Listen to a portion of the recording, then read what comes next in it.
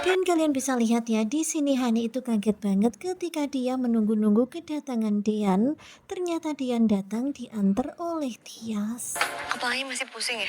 Dan tadinya Dian meminta supaya Tias mengantar sampai di sini saja karena tentu saja nggak mau Hani, Wulan, dan yang lainnya tahu kalau Dian bersama dengan Tias.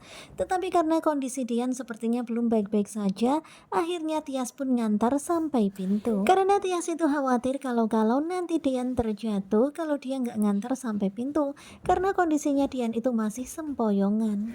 Ya walaupun sebenarnya Tias itu males banget ya kalau nanti ketemu sama Hani ataupun Wulan dan terjadi masalah lagi.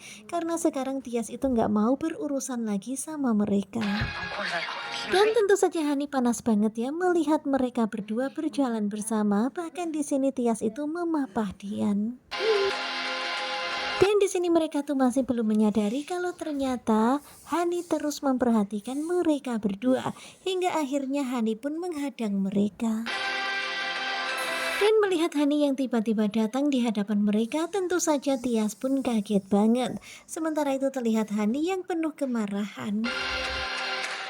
Ya pastinya Tias itu sebenarnya nggak mau jumpa ya sama Hani, tetapi pada akhirnya dia jumpa sama Hani. Tadi salah makan Dan di saat yang bersamaan Pak Sigit dan juga Bulan ternyata keluar dari rumah dan melihat Tias bersama dengan Dian. kacang almond. Kemudian ketika Pak Sigit bertanya kenapa Dian dipapah oleh Tias, Dian kenapa? Dian itu mengatakan kalau dirinya baik-baik saja. Tetapi Pak Sigit nggak percaya hingga akhirnya Tias pun mengatakan kalau Dian tadi sakit dan harus dibawa ke klinik gara-gara salah makan, yakni makan kacang almond. Bukan Mbak Tias tuh istri. Dan tentu saja di sini Hani tuh heran banget ya. Hani pun langsung nyindir. Katanya Tias itu istri yang baik, tetapi kok nggak tahu kalau suaminya alergi kacang almond. Biar Mas Dian. Dan malahan Hani mengatakan kalau Mbak Tias itu sengaja yang ngasih Mas Dian kacang almond biar Dian mati. Karena Mbak Tias nggak terima dicerain sama Mas Dian. Dan bener-bener ya di sini Hani itu suuzon banget sama Tias. Tentu saja dituduh seperti itu Tias pun kaget banget.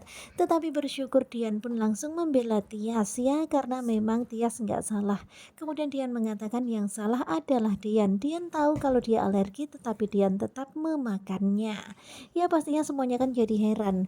Kemudian setelah itu Pak Sigit membawa Dian masuk sementara Dian memberikan kuncinya untuk Tias pulang dan besok Dian akan mengambil mobilnya di rumah Tias. Dan ketika semuanya masuk ternyata Hani nggak masuk.